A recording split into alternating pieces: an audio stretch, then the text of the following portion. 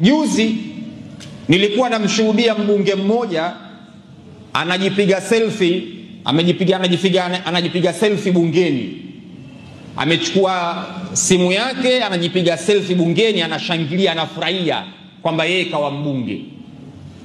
Subhanallah. Mtume anamwambia Abu Dharr, innaha amanatun, uongozi ni amana.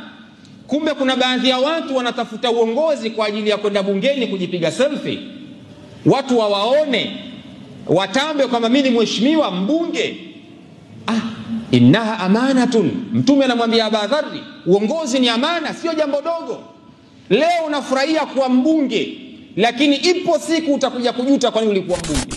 Leo unafurahia umekuwa diwani, lakini ipo siku utakuja kujuta kwa nini umekuwa diwani.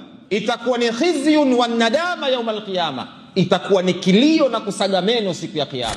Unakuwaje kiongozi, una gari ya milioni 700, kisha kuna raia wako huku chakula chao mkate ni shida, dawa hospitalini ni shida? Inakuwaje? Ni ishu ya ufisadi. Kwa hiyo viongozi wa dini wana jukumu la kuyasemea haya, ili wale ambao wasiokuwa nacho isifike mahala wakajikuta wanafanya maamuzi ambayo hawakustahili kuyafanya. Kwa sababu gani? Wana njaa.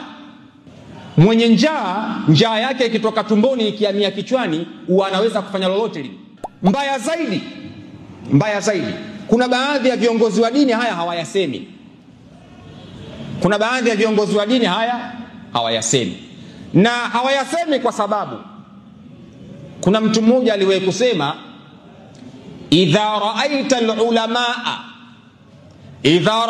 al-ulamaa fi abwab al-umara'i fasadatil umma. Ukiwaona viongozi wa dini, mashekhe, wanakwenda kwenye milango ya wanasiasa kwenda kupiga hodi, kwenda kuomba, kiongozi wa dini amekuwa chawa, ujue umma umeangamia.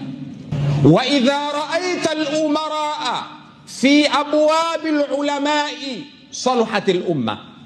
Lakini mkiwaona viongozi wa kiserikali wanakuja kwenye milango ya mashekhe, kuwafata mashekhe, kuwataka ushauri, ujue umma upo salama. Tujitafakari kama viongozi wa dini, kama mashekhe, tunakwenda au wanakuja? Na al-Imam Muhammad Mutawalli Sha'rawi ana maneno yake, anasema yule ambaye hawezi kuongea, yule ambaye hawezi kula kutokana na mkono wake. Yani ukiwa ni kiongozi wa dini, uli kwa mkono wako, unategemea ukawe chawa ndio ule. Huwezi kuongea kutokana na akili yako, huwezi. Utaongea kwa utashi wa yule anayekupa kula.